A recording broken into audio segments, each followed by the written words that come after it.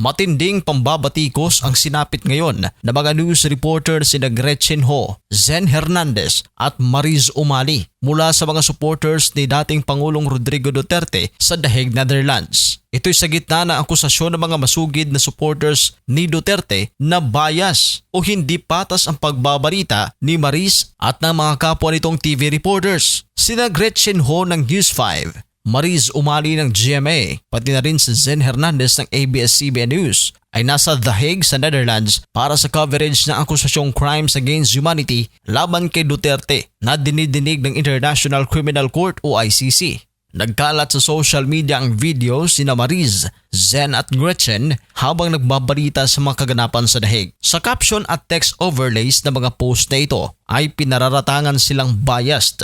Ang videos na ito nakuha ng Duterte supporters na nasa The Hague ang siyang ipinapakalat sa social media. Narito naman ang mga screenshots mula sa mga mapanirang videos laban sa 3 reporters na naka-upload sa kanilang social media.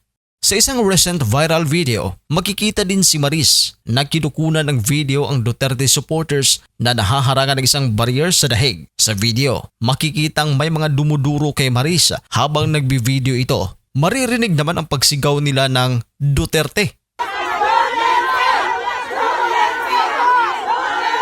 May ilan ding sumisigaw ng bias patungkol kay Mariz.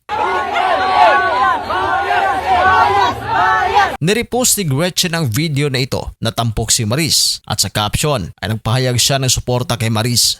Sabi ni Gretchen, "Bias, mabuhay ka, Mariz Umali, love and light." Mensahe ni Gretchen na may kalakip na smiling and heart emojis. Ang bias na tinutukoy ni Gretchen sa caption ay ang pagbigkas ng ilang Duterte supporters sa salitang bias habang kinukunan sila ng video ni Mariz sa The Hague. Maging si Gretchen ay inulan din ng batikos at pinaratangang bias kagaya ni na Mariz at Zen Hernandez. Sa recent Instagram post si Gretchen na kuha sa Netherlands, tinawag siyang bias ng mga kritiko sa comment section. Pagtatama naman ng Gretchen sa mga ito, bias with ED po, biased, thanks po. Ipinost din ito ni Gretchen sa kanyang ex o formerly Twitter na sinundan niya ng komento tungkol sa tamang paggamit ng salitang biased.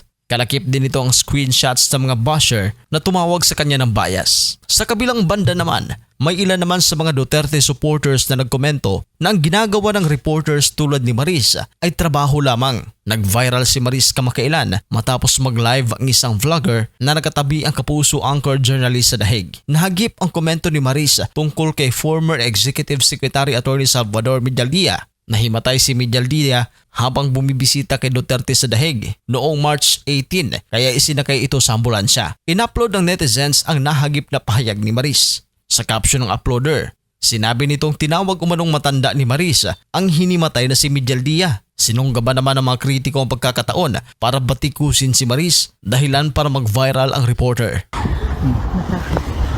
Nakabukas yung magdala ko lang.